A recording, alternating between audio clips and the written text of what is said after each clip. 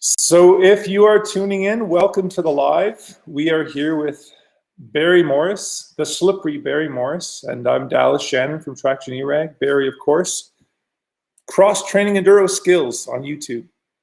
So we're gonna Barry, I see you've been trying to start that new KTM.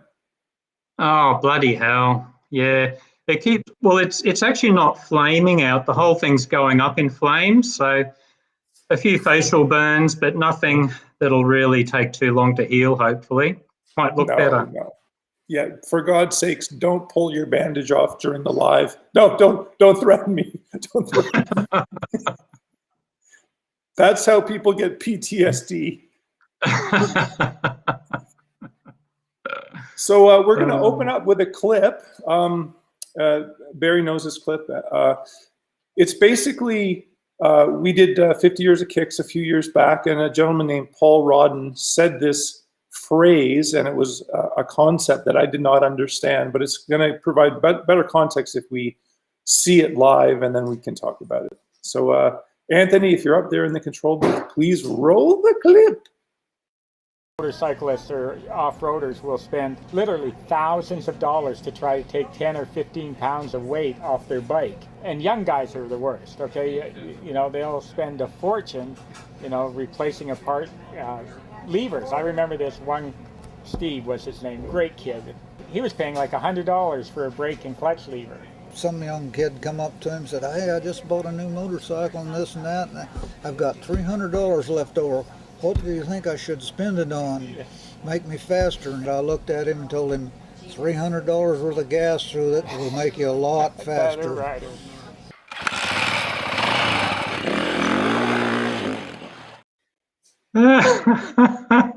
That's so awesome. Larry and Paul. So to be honest, when Paul said that the first time, I did not understand what he meant. How did $300 worth of gas make you faster? Oh man! But that just course, resonates with me. It's that whole thing about bling. You know, people want to be the king of bling, and what did he say? $100 for a clutch lever? I mean, for fuck's sake! What's that going to do? I've met these guys in the past that like weigh their clutch levers, and they weigh they're literally trying to shave weight off their bike. Yeah. The other one that shaving weight off your bike, lots of guys say, just lose some weight yourself. It's easier and cheaper. It's amazing, isn't it? Yeah. So today we're going to talk about the 80-20 rule. We talk about it all the time. Barry and I talk about it. We've been talking about it for 5 years, this topic. Just the concept that it's 80% rider and 20% bike. I'm sure you've heard us say it, or you've heard the concept. And we just thought we'd conversation about that topic, and we'll weigh in and see what Barry thinks. Awesome. Did you want me to weigh in first? I think I am heavier than you. Yeah, I don't know. That would be a toss-up, depending on the day.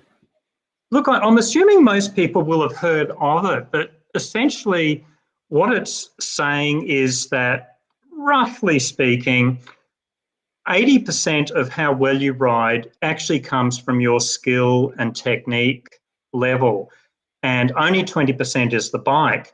And why we think is such an important principle is people seem to get hung up on this shit about, I need more horsepower, or I need a lighter bike, or I need that $100 clutch lever. And in the vast majority of cases, it doesn't make a difference.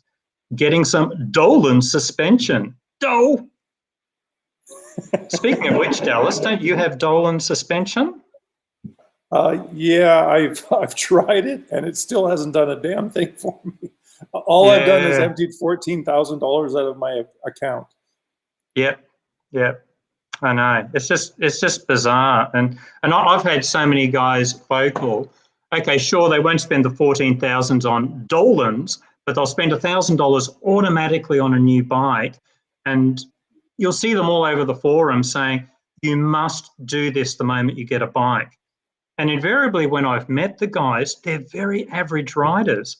And I don't think you're even at a level where getting that much spent on your suspension is going to make a difference. And it's usually a reasonably decent bike. I know that suspension setup is adequate for us everyday Muppets. I feel it's the curse of marketing. Like, marketing does influence how we think about things, and they want to sell more suspension and they want to sell more bling and goodies. Yeah.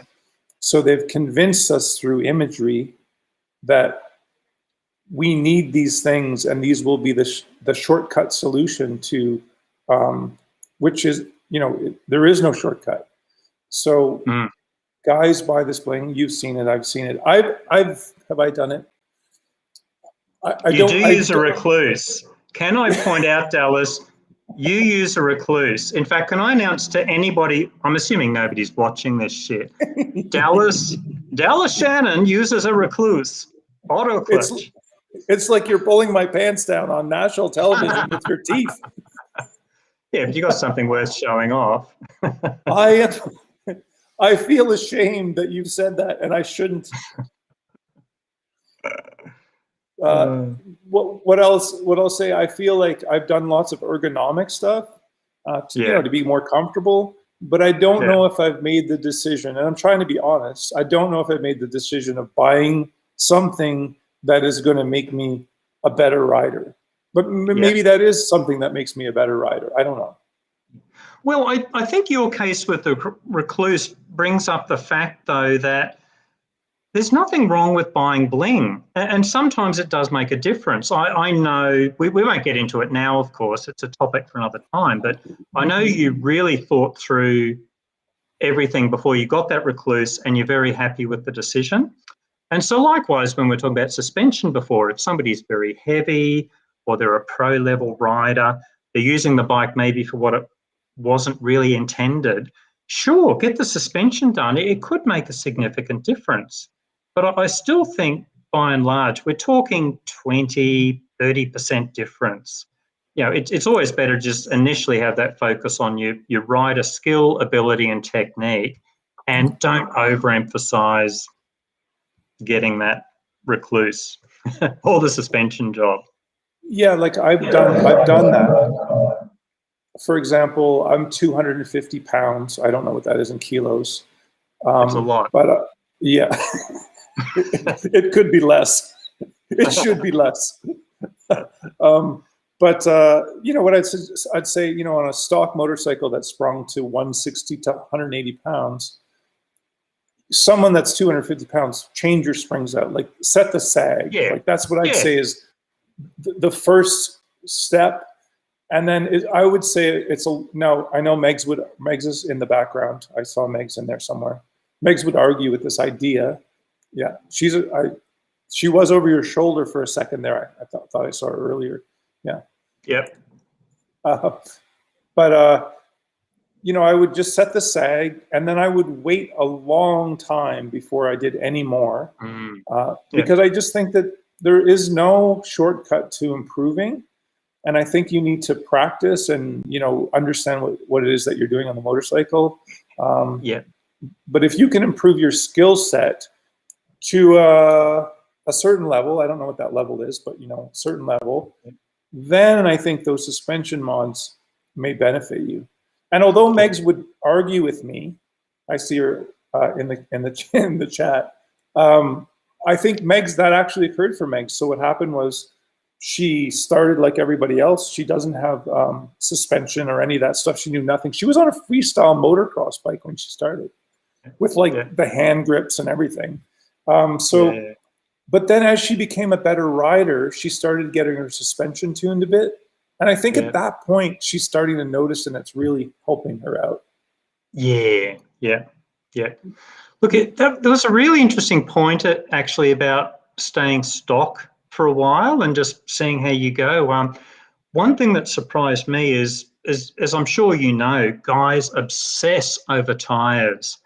And it's one of the most popular things you'll see on Facebook or a forum. Somebody will go, I've got a dirt bike. What are the best tyres? Automatically, you've got, I don't know, 500 replies from people equally clueless, and I include myself with that.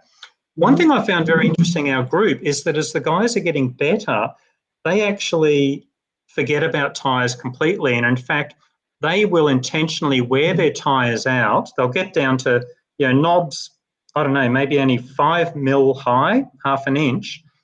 And they deliberately go out doing the hard terrain because it actually forces them to ride better. They actually have to go on technique and can't rely on that nice sharp grip edge on the knob. And I love that.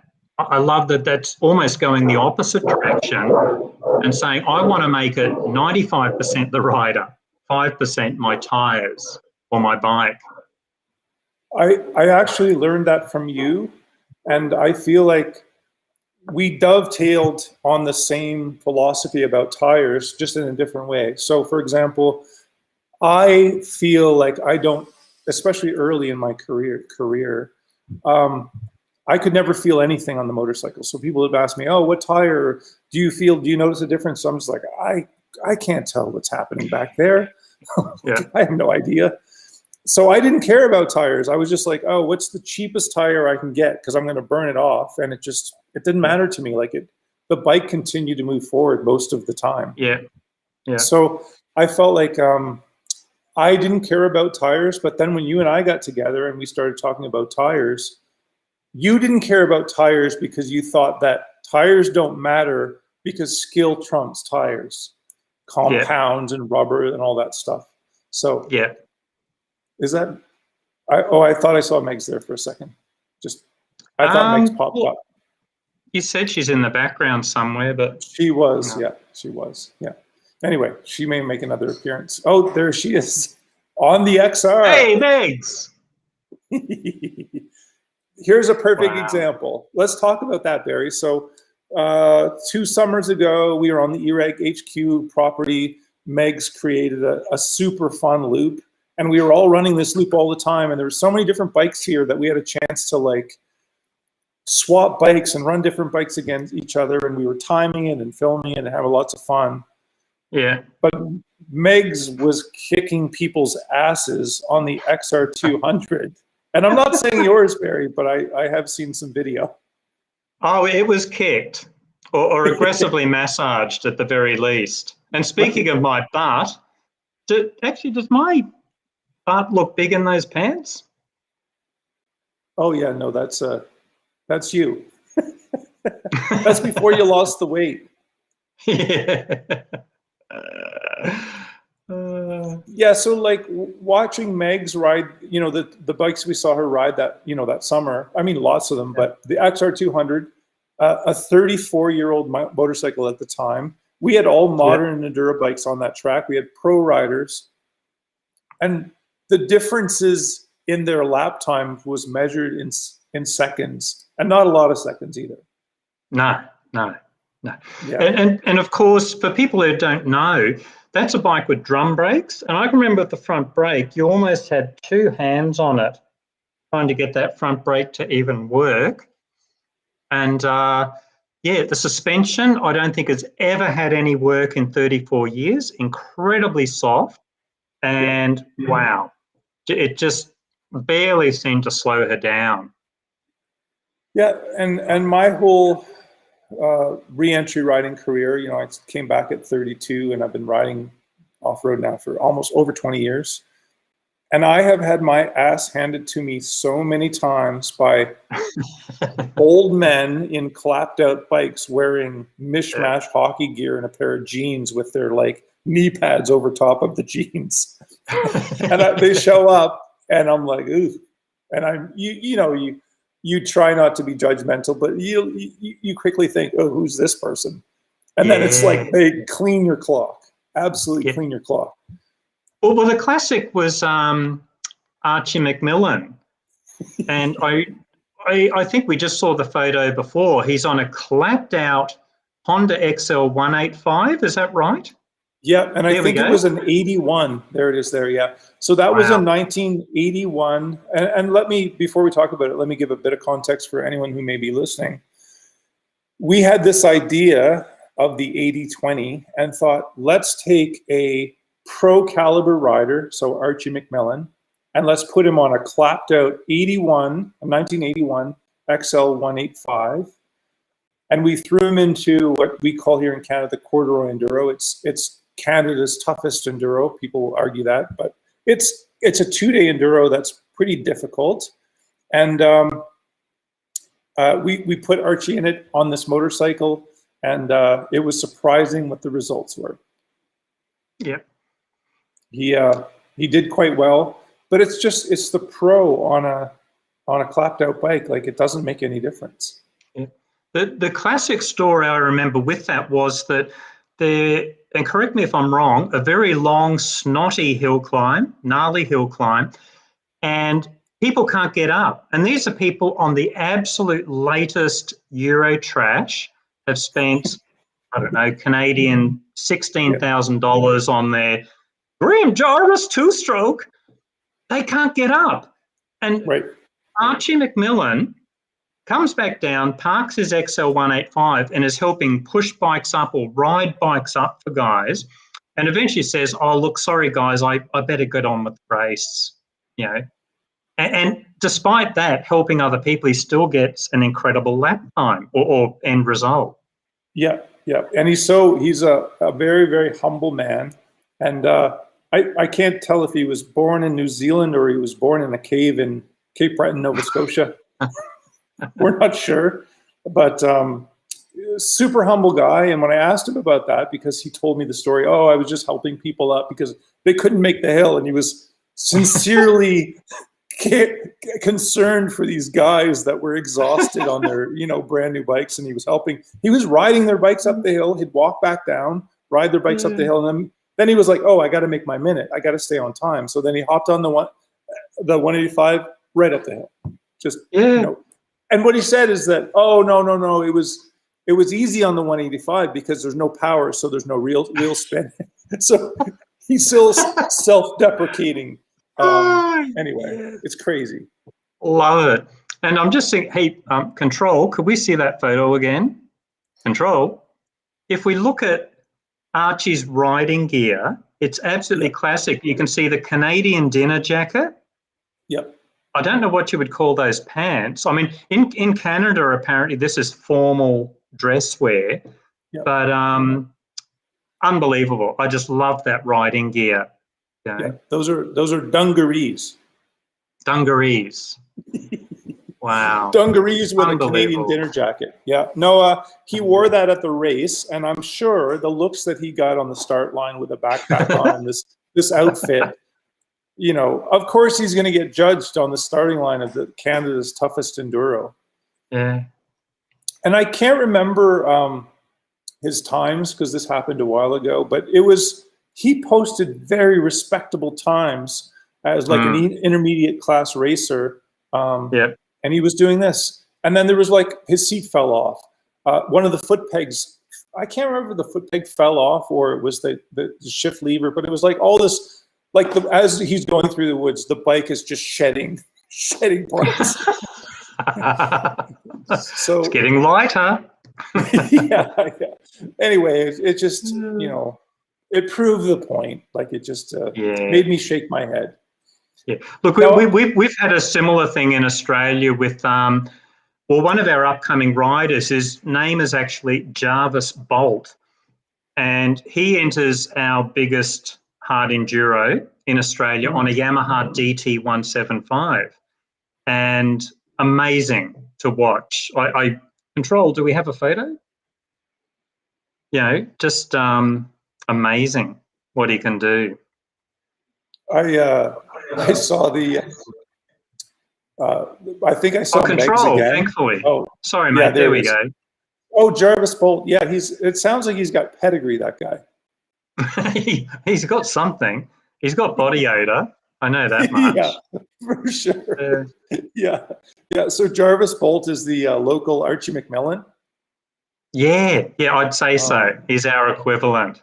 Yeah. Can you imagine if we got Jarvis Bolt together with Archie McMillan and we put them in the TKO Tennessee Knockout? Yeah. Yeah. That would be Yeah. fun. Oh, Yeah. and maybe get who's that rider? Is it Megan Craps?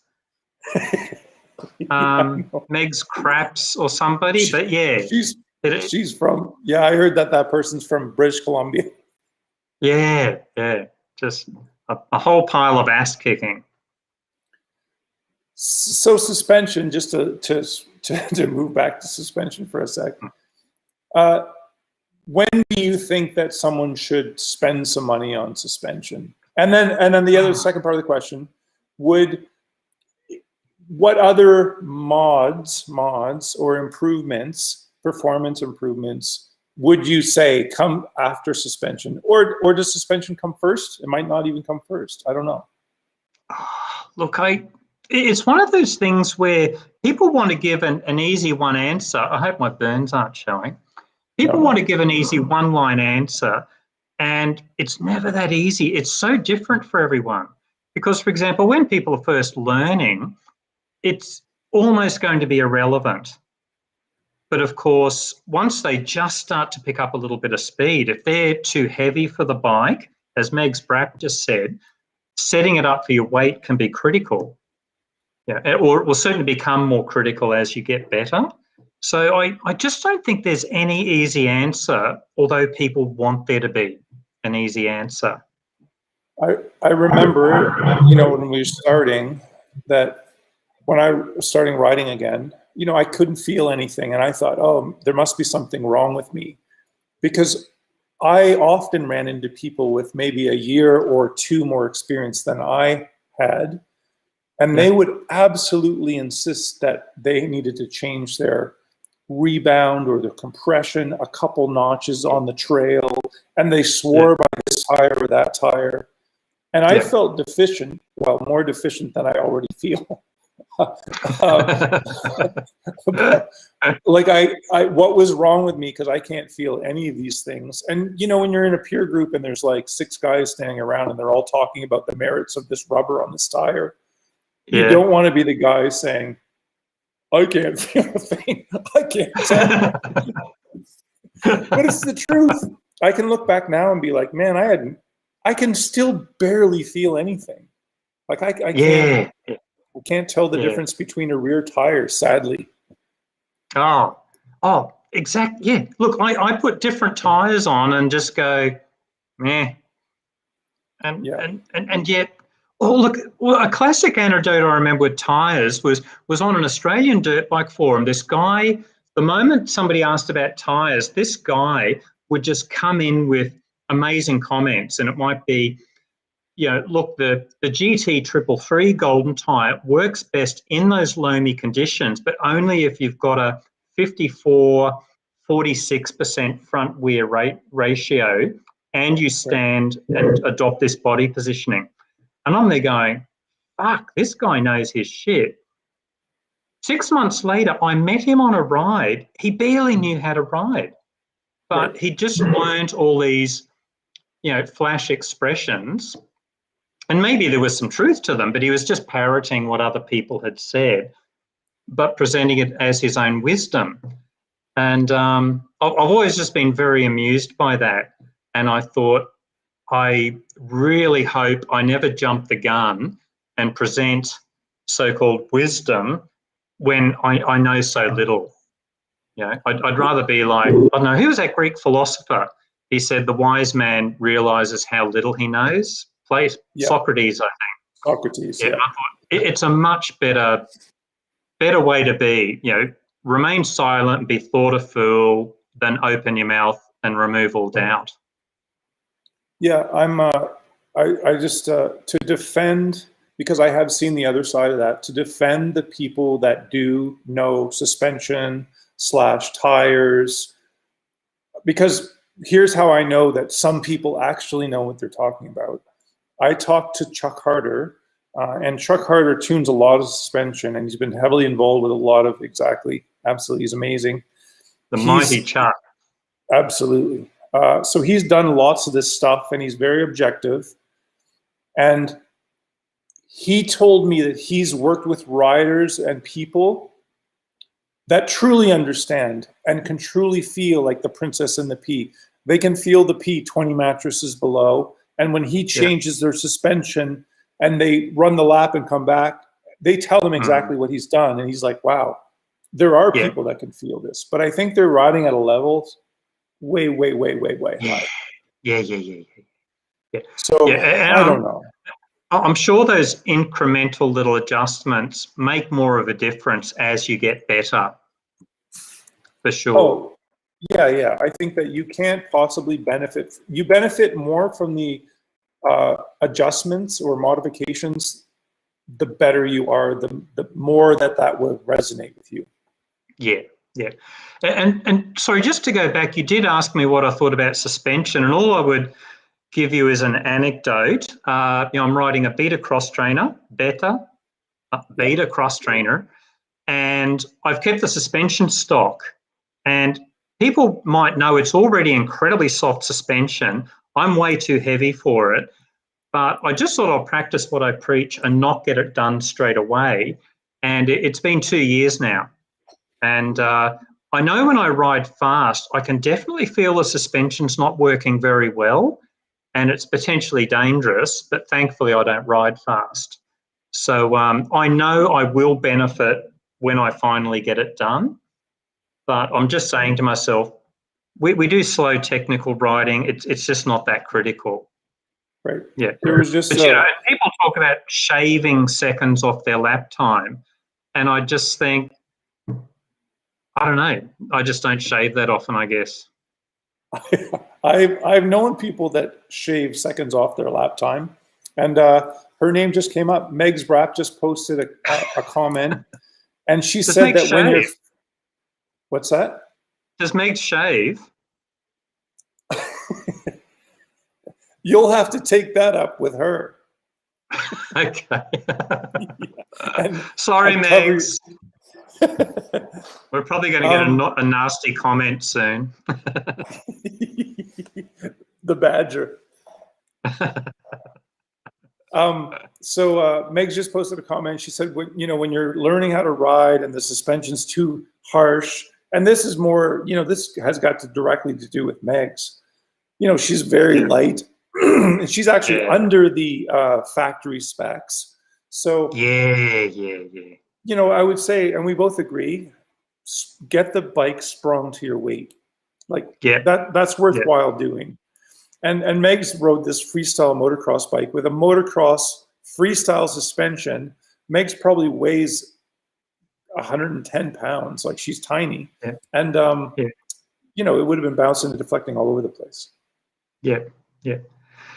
Dallas, I was just going to say quickly, for people who don't know, there's actually a big brother lurking in the background, Anthony, sort of our chief control.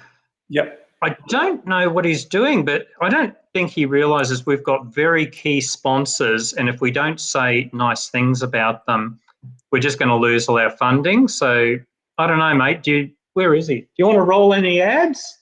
Where is he? Roll the ad. Oh, here we go. Oh, an 80-20, 80% rider, 20% bike. So we've created these and thrown them up in the eRag swag section. And if you guys want to support what we're doing, whatever it is that we're doing. Yeah. Oh, Megs is, sorry for interrupting. Megs is throwing a dirty chat up at me. She's 110 pounds. I don't know, man. I should have never threw a number up there. I should have just said 50 pounds. Anyway. And I should point out that those clothes, I don't know what you would call those hoodies, they are actually made in a sweatshop by overweight, middle-aged Australian men. So only the finest. They actually come with body odor included as new. Yeah, we chose not to go back, and we outsource these to another poverty-stricken country. The bottom of the barrel in first world. Both, mate. So I'm hearing from Anthony is in my ear, and he's telling me that he's got a clip he wants to roll. So we're going to run this clip. I'll give you guys a bit of context. It's a 1986 XR200 clip, same bike that we run here, but we've found a clip of someone who can actually ride it. So roll the clip! Roll!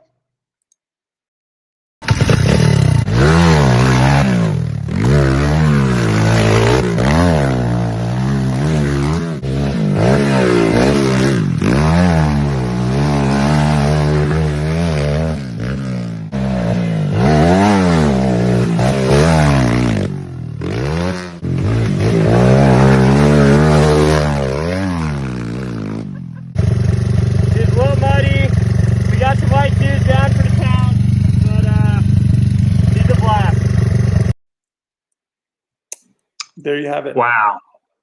Wow. I do not know who that man is, but you could give me a 2022 super duper zoomer doomer Euro trash full of bling, and he will kick my ass on a 40-year-old motorcycle. Love it. Love it. Yeah. Yeah, it's crazy. So, I mean, it's proving the point, like, it's the rider. Like, put that time, effort, energy. Nobody wants to hear it. I'm always preaching about practice, and no one wants to hear it. Yeah, yeah. Look, I have had people complain whenever I've talked about the 80-20 principle, and they'll go, no way, man, it's 81, 19. And I'll go, okay, and I'm just there thinking, well, I don't know, we're not into standard we're deviates, but we're not into standard deviations and all the statistical shit. Here we go. The critical thing is the size of your ovaries or testicles, how much alcohol you've had, and, well, actually, it's just mainly alcohol related, isn't it? But the interesting thing is I have tried to quantify it a little bit. We've got an enduro loop on one of our many private properties. I went around it as quick as I could on the Beta RR 480. And then a week later, I went around it on the Suzuki DR650, big, heavy dual sport bike. And it was really interesting because I just looked at the lap time difference, and I think it was 18%. Oh, here it is. People, please, if you can just bow and worship in front of the mighty bush pig. Wow. Is that's the DR650? That was the bike. Well, that's not me riding, unfortunately. You can see this guy's ass is quite tight and compact, unlike my comfort version. And, control's telling me to say ass. Sorry, guys. I keep slipping into bloody Americanisms. He's got a nice tight ass, mate. We'd say arse here, arse. Oh, you do? Look at the arse on him. British. Very British old chap, what? But, yeah, look, it was just interesting that with the DR, it was roughly a 20% time difference. And, of course, it would vary depending on all these dramatic bikes. But I just thought that was interesting because that was cutting a lap time on a good quality enduro bike, then doing one with a dual sport, quite heavy dual sport bike, very inappropriate for this quite gnarly enduro track, 20%. So sure, you can mix and jumble those figures around, but I think as a general rule, it kind of works most of the time.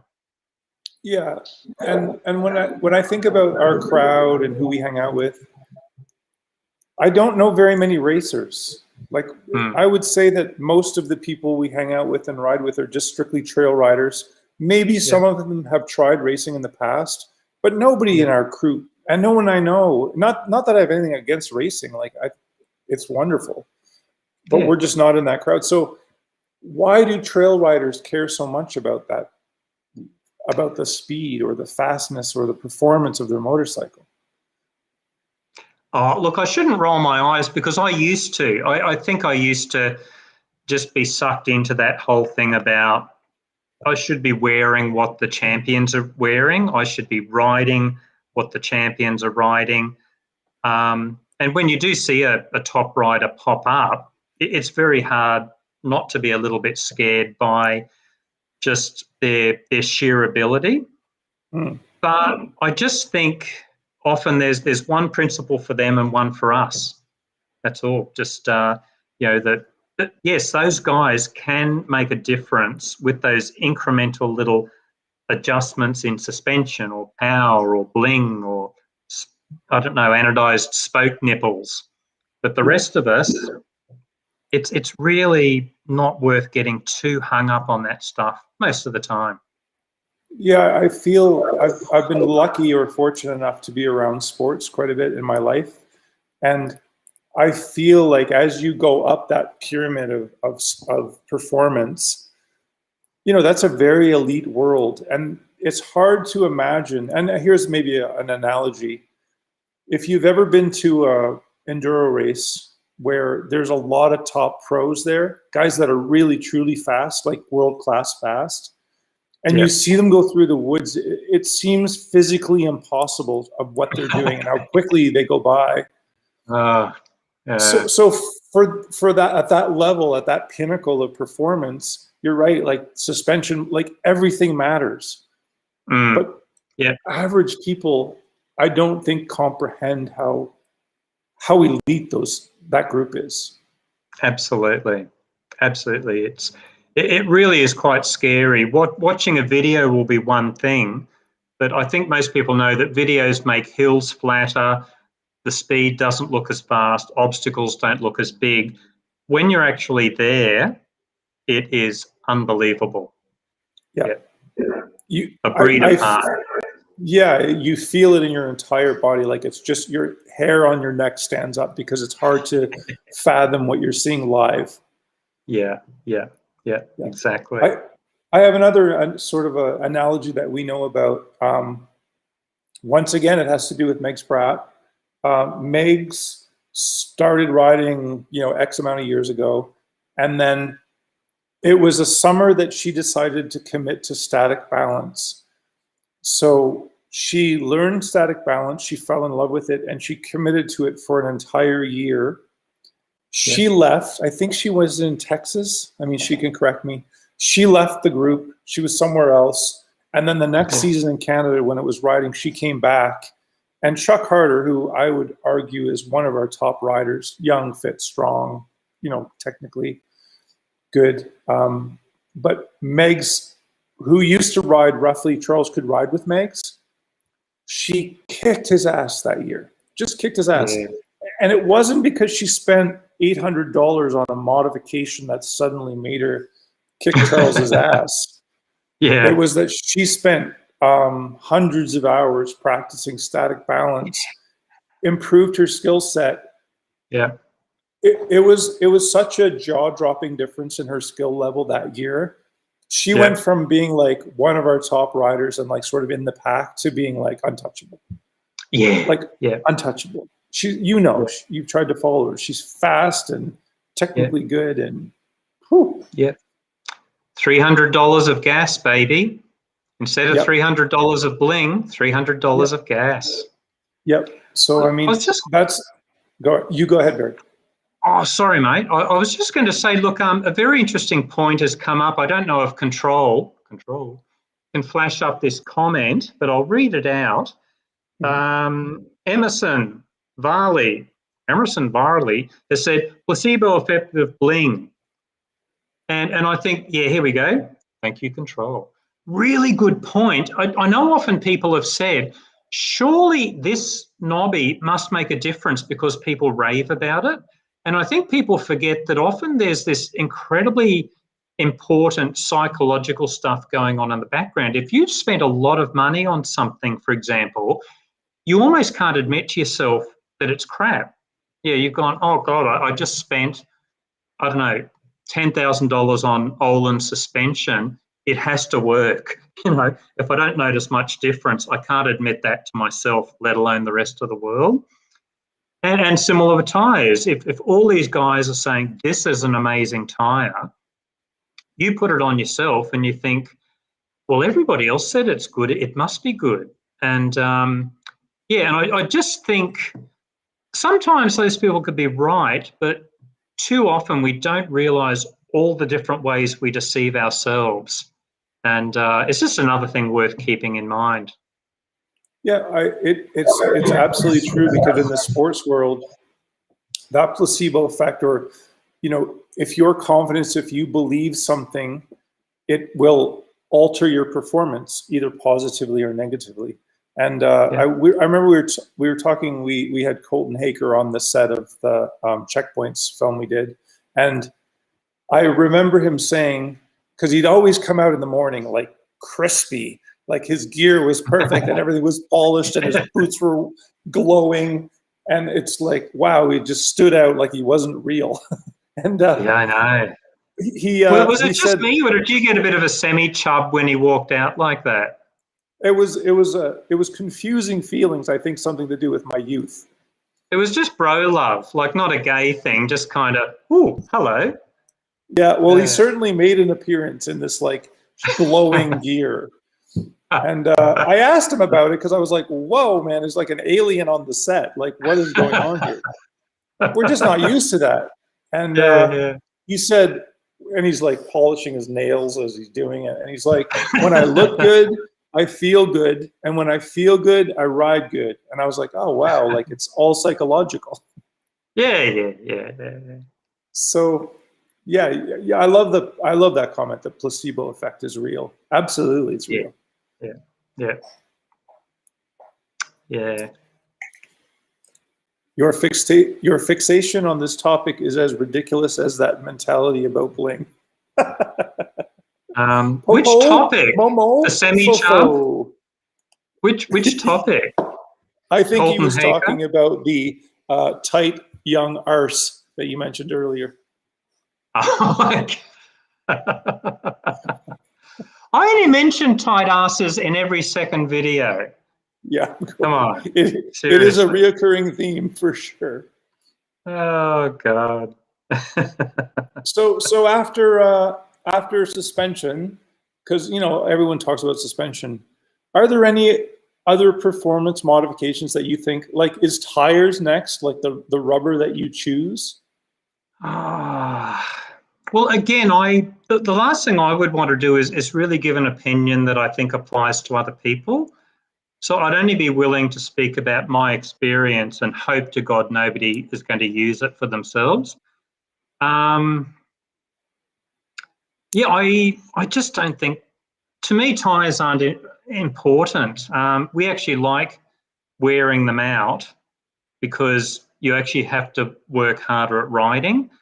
Yeah, just what I was saying earlier. Yeah, I did one of the most monumentally boring video series I did was a 3-part series on the bald knobby.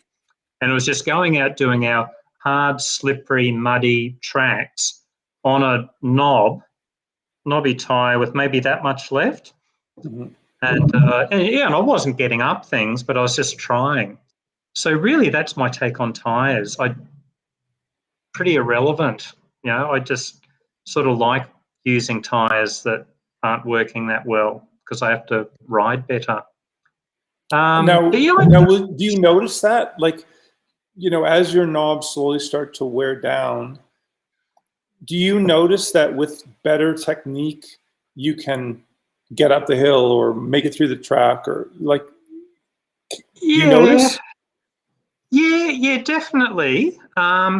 But it really stands out with the good riders. Yeah, anybody who follows my channel will know that Ben has rocketed past us in our group. As some people would say, Benji is the king of bald tyres. Thank you, Muppets Inc. That's Coxie. Oh, that's Coxie. He comes from Victoria, Australia, and we don't hold that against him. Poor bastard. But yeah, Ben is quite amazing what he can do when his tyres get down to almost nothing. We're just staggered at the shit he still can climb up and get through. Now, a lot of that's low pressure. Yeah, he runs very soft mousses or tubeless at very low pressure, but there's just so much technique. And he'll just put a new tyre on for a serious competition. Right. So let's say, so you ride your tires down to the worn knobs. When you put a fresh knobby on, you must notice, like, Big difference. Oh yeah, yeah. Right, right. But brand and compound and all that stuff is irrelevant to you. Not totally. If it's something a bit soft, that works better for our gnarly technical riding. Yeah, but I don't know. I just buy whatever's cheap, and a lot of the time I just use other people's secondhand tires. You know, this whole YouTube gig is it doesn't pay well. So I just use other You people's. say. Yeah. So like, let's move up the bike. So suspension, tires, and I can't think of anything off the top of my head. Is there a special air filter, foam that you used? Like, is there anything else performance-based that makes a difference at all? If I was to look at my bike, I would say that the thing that has made the most difference is installing tubeless. And people would need to Google it, but it essentially allows you to go tubeless with your tires.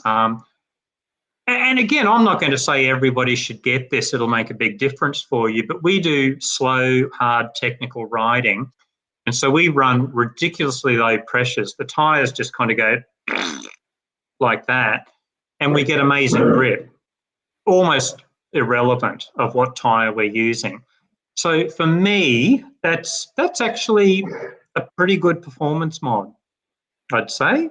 Riding a two-stroke and using tubeless are the two things that have made the biggest difference. So if we've got the 80-20 argument, I didn't get in the screen, 80% the rider, then the 20% down here, I'd say a significant part of that 20% is just riding a light two-stroke and using tubeless, so we get really big tire patches on the ground. Right, so it's basically just a low pressure situation. Like, low pressure is going to help traction, which helps riding. Yeah, that's made a difference, I think. Yeah. Did you say you were in Canada or Australia? Australia. Okay. Why is that? I couldn't tell. Okay. Meg's had a good comment. She just said, talk about people's obsessions with power valve adjustment. Now, I don't know that one as well, Megs, but I've met people that will literally adjust their carburetor on the trail based on elevation change that there's no possible way that they could feel in Ontario where there is no elevation change. Yeah. It's like, I call those people the princess and the pea, because they swear they can feel that pea 20 mattresses down. Yeah. And I don't know if they can. I don't know if it's in their mind or maybe they're that magical unicorn that can actually feel these subtle changes. Yeah, look, it's difficult for me to comment on that one because I don't know if I'm just emotionally and physically numb, but I changed. I changed things like my power valve. I barely notice it.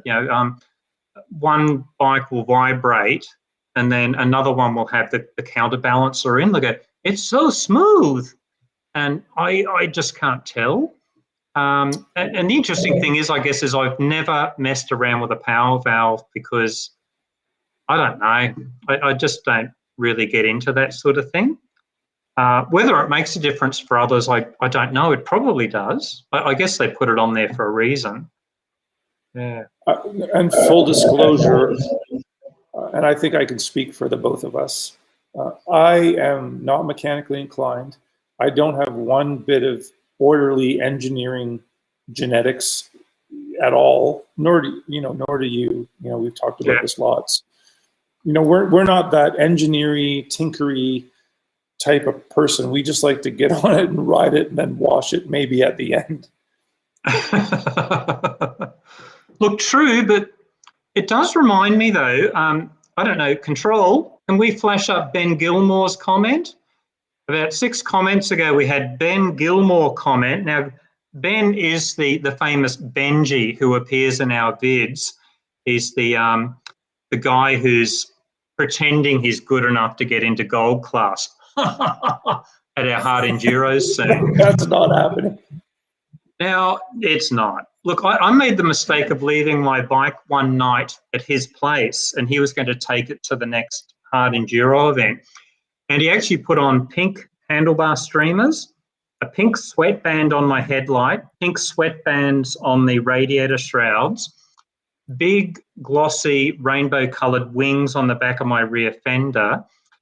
And now, look, a lot of people would say that's just bling. It's not going to make any difference.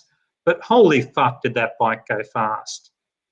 And I would have to say that sometimes there is certain bling that can make a difference. But it was actually too much for me. I've taken most of it off because I just couldn't handle the horsepower. That's what I was thinking. How could you possibly deal with that bike? Yeah, exactly. Now, Ben's good with that sort of shit. You know, he's probably going to be fully outfitting himself with pink plastics and, you know, that sort of caper. I'm not trying to get into gold class enduros. I'll be fine. There was a good comment. It scrolled down already, but it basically said maybe Anthony, if you could find this comment, throw it up there. It was the idea that if you're good enough to feel these subtle adjustments in suspension and power valve and all this stuff, you're also good enough to compensate with your riding on a bike. Yes. Yes. So, yeah, it's such a great comment. Whoever put that up. Oh yeah, here it is. Riley Scraggs. Brilliant comment. That can't be a real name. Riley Scraggs. He's a famous country singer, obviously. Is he? Scryly Rags. From the South. So like the idea, it's an interesting concept. Like I've ridden with people that are quite good and they just hop on anything and they ride it well almost immediately. And they say they just compensate for the bike. So they're good enough that they just change their riding style based on what they're riding. And I think that says it all. Yeah, absolutely. It's not the bike. You can put a good rider on anything and they're just going to change and compensate for whatever they're dealing with and still kick your ass. Absolutely. It's a bit off topic, but just a shout out to Greg Peterson who commented. He actually wants to put Benji, our so-called good rider, into gold class at the next hard enduro. Greg Peterson, there we go. Greg Peterson actually runs the entire national series of hard enduros in Australia. Can't ride at all himself, but he just likes inflicting pain on other people, apparently. And what is that going to cost? Mate, I think we would all pay to see Ben get beaten up in gold class. Yeah, Ben probably is not sure what he's in for. Pink plastics or not. Yeah. He's going to have to spend some more money on his bike. Oh God. I do find the story of Ben interesting because I remember when Ben entered your group. Now he's younger and fitter and stronger than most of the group, which obviously helps. Fitness makes a big difference. But I am amazed, like over the last few years, you updating me on Ben's progress, and it's like you're like, he's this, he's that, he's slowly, and it was always an improvement. His progression was continuous. So like to see where he is now, and like, what is it? What's Ben doing? Like, what's the magic formula in your eyes? And don't give Ben any compliment, but I do want to know the truth. Ben is an asshole. He's ugly. Yeah. I think his personal hygiene leaves a lot to be desired. Having said that, though, we started our discussion talking about, was it 80-year-old Paul saying, don't spend $300 on Bling, spend it on gas. Just ride. Right. Now, Ben's done that. I think last year, Ben clocked up 550 hours on his RR300. and the thing just looks like it's ready to go to the scrapyard. It's just been beaten up so much, but it was just practice, practice, practice, practice. He was riding sometimes 5 days a week by himself, out just doing more and more difficult stuff. And that's seen a meteoric rise in his ability because he's putting in the hours, he's deliberately searching out how to do things better. He's not just going trial and error, and he's not relying on Bling. You know, he's done very little to his bike. Most of the Bling on it is just to protect it from getting to the scrapyard too quickly. You know, bash plates, disc guards, things like that. Now, has Ben been practicing? Like, is he doing the practice thing, or is he just riding? I'd be interested to see if he's still in and he can comment on this, but my impression is that he's more practicing, but he's still taking time out just to do a social ride and just have fun and chill a bit more and not have to push the limit every ride. But he is pretty committed to wanting to get into gold class when he's ready in our hard enduro series. And that obviously takes an awful lot of practice in your mid-40s. So we're almost out of time. We're coming up on time, but I just want to throw one more concept up. You and I have talked about this concept a lot. We live in Canada. The riding is endless. Like, you could ride, and you know, especially if you're in rural Canada, you've been here plenty of times. It's just, there's so much fun riding that nobody wants to practice. Now, in countries like Sweden or somewhere in Europe, when there's not all this land to ride on and have fun, they say that it forces guys into more practice. So they're doing drills and they're repeating things over and over and over and getting reps under their belt, just because that's their only choice. What's that concept look like in Australia? Like, is all the great terrain in Australia handicapping people or keeping them down because there's no need to practice? They're just out there having a great time. Wow, that's an interesting thought. We are spoiled, because essentially with most capital cities, you just drive for 1 hour from the city centre and you've usually got thousands of acres of beautiful riding. Has it spoiled people? Look, I don't know. I can understand that it might, simply because there's just all this beautiful riding and you're not having to make the most of just being able to ride for summer before you're snowed in. Yeah, you can go out pretty much any weekend anywhere in Australia. The weather will be pretty good normally. Yeah, it's an interesting thought. Yeah. The concept was brought up to me by Larry, because Larry said to me, they were watching Graham Jarvis ride, and Graham would he found a log that was suspended and he hit it like, and I don't think I'm exaggerating when I say 25 times in a row. He just kept going back over and over and over and over. Yeah. And in Canada, that's unheard of. Our mentality here, and I'm just speaking for myself and our group, no idea how other people think about things, but you're coming around the corner and you see the obstacle and like, oh shit, you do the best thing you can do to get over it. And you're like, whoo, I'm not going to see that again today. And you're super happy that you just made it over and it's behind you. Yeah. But you know, the mentality of practice and repetition is like, guys will go back and hit that same thing 20, 30 times, practice. Yeah. And of course they're going to get better. Yeah. Look, I certainly see it in our group, and people who are progressively moving toward hard enduro, they're doing that because they know if you don't learn the skills or techniques, no amount of Bling will get you over a log that's as high as your handlebars. Right.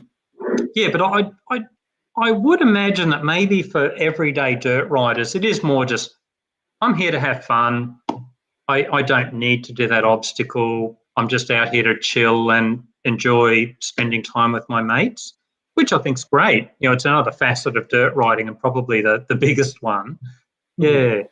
And certainly, Australia climate and conditions and access to riding areas promote that. Cool. All right, I think we'll wrap it on that, man, because it's an hour's coming up. thank you for appearing on the show. I'm sure Well, we'll do thank this you. lots. And I must say, thanks also for everybody who's commented. I'm looking forward to actually reading this back and just seeing what people have said. So if we haven't acknowledged you, we will later on. Yeah, absolutely. Say hello to that sexy missus of yours. Yeah, I think she's down at the shops at the moment, but I'll pass on your regards. You got her working on the bike, eh? Yep. Hey, just one more shout out to everyone. Thanks again. Like Barry said, thanks for showing up. It's amazing that people listen to this drivel. If you want to support us, get an 80/20 hoodie. They're on the website. Yeah, man, we're doing our best. See you later, guys. Oh.